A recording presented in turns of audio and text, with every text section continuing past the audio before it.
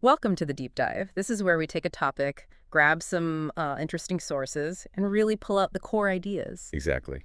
And today we're going into a space that, well, it's central to everyone's life, but maybe we don't think about it much. We really don't. The bedroom. That's the one. We've looked at, psychology, history, architecture, all sorts of things. Yeah, trying to uncover what this, seemingly simple room really means. It's way more than just where you sleep. Definitely. So our mission today is to unpack the psychology, the history, the culture, how it actually functions. Right. So let's start there. Just think for a second. What feelings come up when you picture your own bedroom? Is it like comfort, safety? Or maybe a little bit messy, let's be honest. Well, yeah, maybe that too. But those first feelings, comfort, safety, that really touches on our first point. Which is the psychological and emotional side of it. Yeah. It's amazing how often the bedroom comes up as the main private zone, maybe the only truly private space in a home for some people. It really is. A kind of personal sanctuary, where you get a bit of control. Psychologists talk about it as a safe haven, right? A place to deal with stress, regulate emotions. And even figure out who you are, especially for teenagers. Oh, totally. Their rooms become these, external signs of their inner life, posters everywhere. Music blasting. The locked door. Definitely the locked door. It's about creating their own world. There was this study, wasn't there? An anonymous one with teens journaling. Yeah, and a quote from it really stood out. We decorate the walls to mirror what we're trying to become. Wow, that sums it up perfectly. It's not just walls, it's like a canvas for becoming yourself. Exactly. And then there's the sleep aspect, which is huge. Crucial, yeah.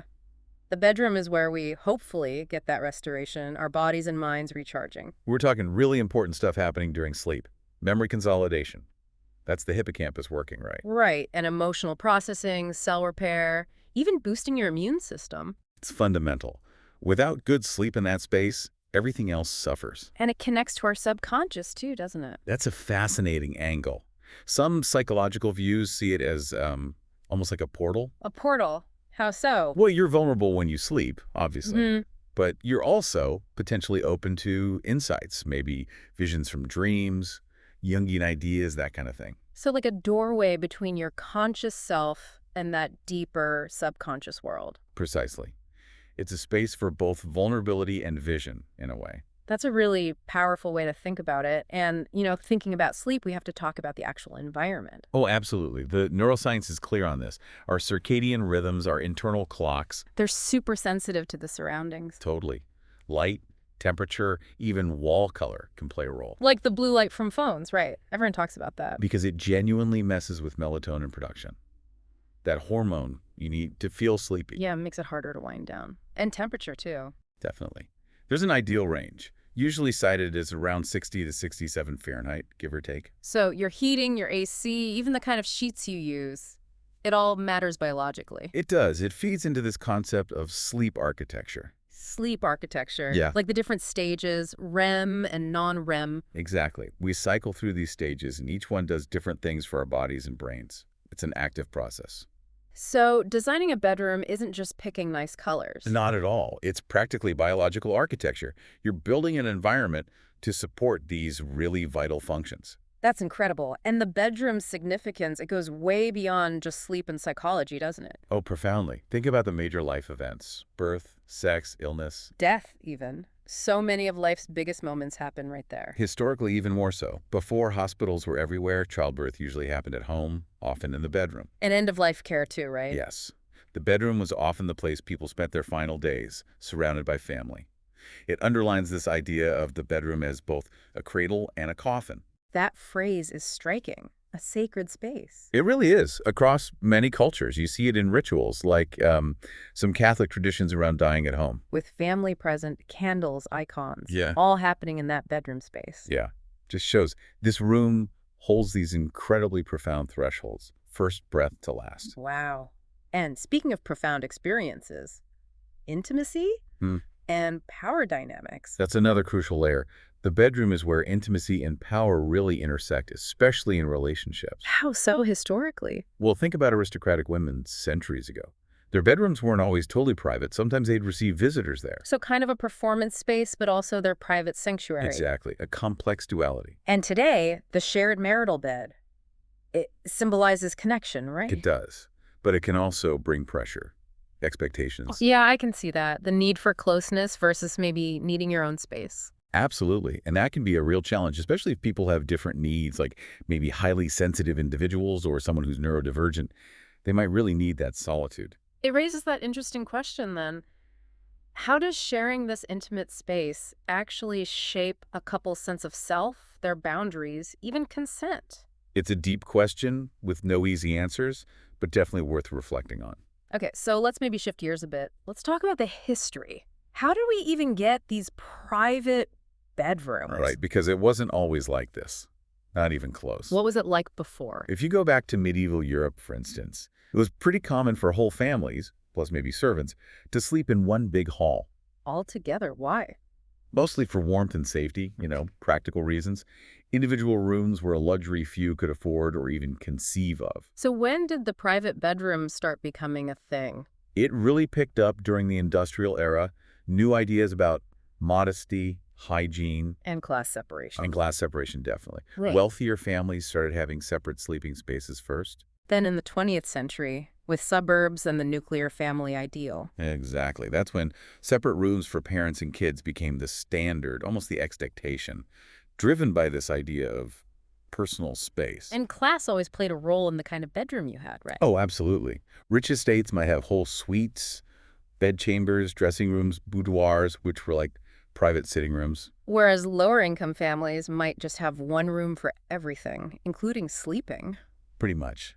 And that term, master bedroom, Yeah. Where did that come from? it literally originated as a status thing. Yeah. The main bedroom for the head of the household, usually the largest and best positioned. Fascinating how social structures get baked right into our homes. Okay, what about different cultures? Sleeping isn't the same everywhere. Not at all. Even the bed itself holds different meanings. Like how? Well, back in medieval Europe, beds could be massive, ornate, heavily curtained. They were prized possessions, heirloom pieces. The marriage bed, symbolizing status and fertility. Exactly. But then you look at ancient Egypt or Rome. Beds were often platforms, sometimes aligned symbolically with the sun or gods. And didn't the Egyptians have a connection between sleep and death? Yes, that pasture lying flat, still they associate it with death. Hmm. And waking up was like a form of resurrection. So the bed wasn't just functional. It was mythic. It really was. And today, the variations continue. Give us some examples. Okay, Japan, futons on tatami mats, rolled up during the day, super flexible, safe space. Right. India, often shared beds or even mats on the floor. Multi-generational living is common, and it helps with airflow in the heat. Makes sense. Colder places. Nordic countries, often couples share a bed but use separate duvets. Oh, I've heard of that. Why? Minimizes disturbing each other, basically. Wow. Respect for personal space, even when sharing. Interesting. And then think about some communities in Africa, perhaps traditional tribes. Mm-hmm.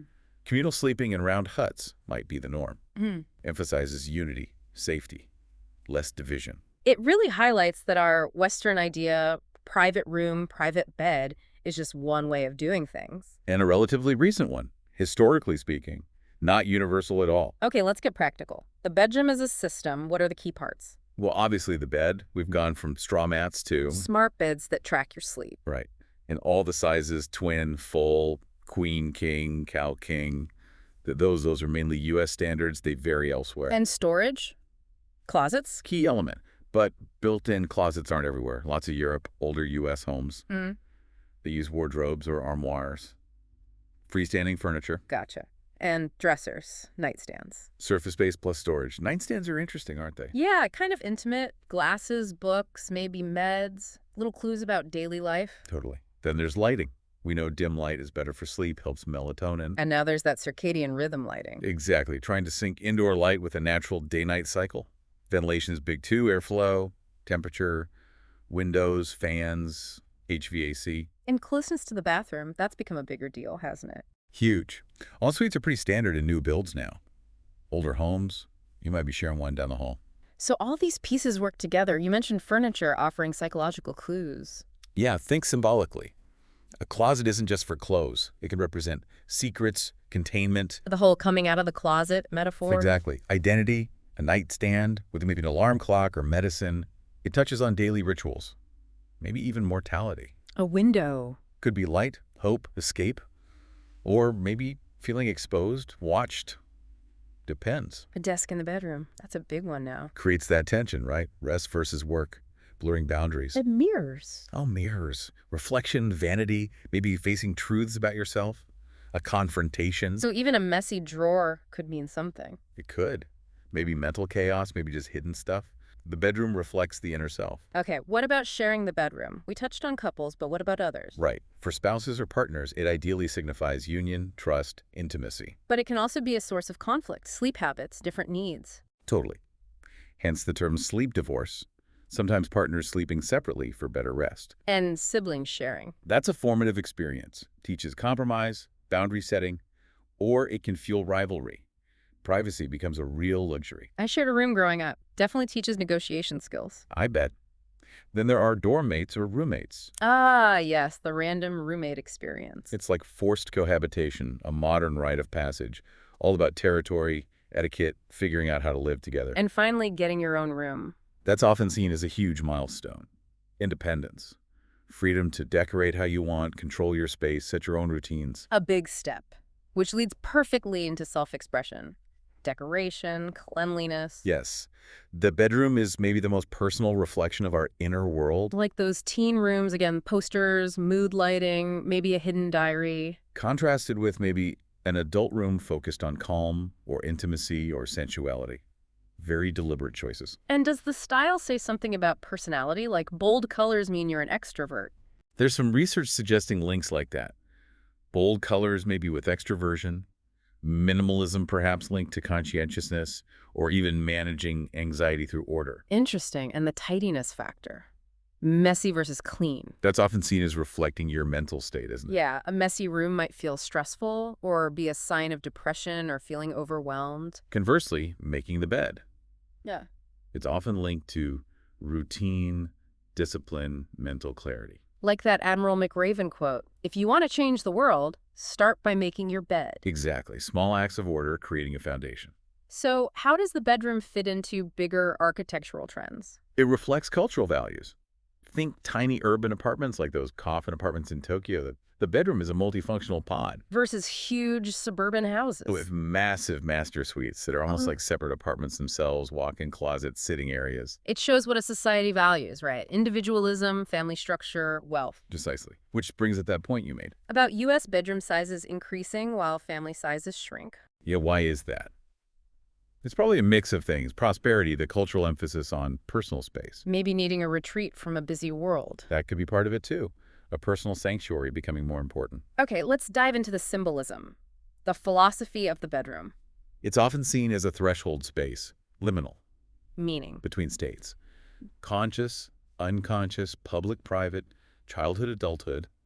The philosopher Bachelard wrote about spaces like bedrooms holding memory and imagination. Connecting back to that safe haven idea, a place for reflection. Exactly. Maybe like Plato's cave, in a way. Not a place of performance, but reflection, where dreams can reveal or distort reality. And in today's world, maybe one of the few places left for real solitude. Could be. In an age of constant connection, that private space is rare. What about rituals? Bed making, cleanliness, shame? Well, bed making is discipline, like we said. Messiness can be linked to adolescence or depression, executive dysfunction, but also maybe rebellion or creative chaos. And cleanliness can be a boundary thing, too. You mentioned not showing guests the bedroom in some cultures. Yes, exactly. In places like South Korea or some Muslim cultures, it can be a real taboo, a violation of privacy and etiquette to just let anyone see it. Wow, so much cultural weight. And the final big impact, the digital age. Oh, huge. The smartphone has just invaded the bedroom, hasn't it? Completely blurred the lines. It's not just for rest anymore. It's work emails, social media scrolling, It was scrolling. sexting, streaming movies. Yeah. All potentially disrupting sleep and intimacy. So people are pushing back device-free bedrooms. That's definitely a trend, a conscious choice to reclaim the space for rest and connection. Some smart homes even have sleep modes now, Automating the boundary, basically. Dimming lights, cutting Wi-Fi. trying to restore that sanctuary feel. Which leads to that really provocative final question. Has the bedroom become too open, too connected to the outside world? It's the core issue, really. This whole deep dive shows the bedroom is so much more than walls and a bed. Absolutely. The history moving from communal to private sleep, that was fascinating. And the psychology of it all. Even what's on your nightstand tells a story. It really does. So maybe those questions are good ones for everyone listening to consider. Yeah, like what does your bedroom say about you right now? What's on your nightstand and what does it reflect? Definitely food for thought. Maybe it encourages us all to look at that space a bit differently, observe our own habits, maybe even learn how others approach it. Because ultimately, this everyday space is actually packed with meaning. Our personal history, our culture, our inner selves. Hmm. It's all reflected there. A powerful reminder that even familiar things hold surprising depth if you just look a bit closer.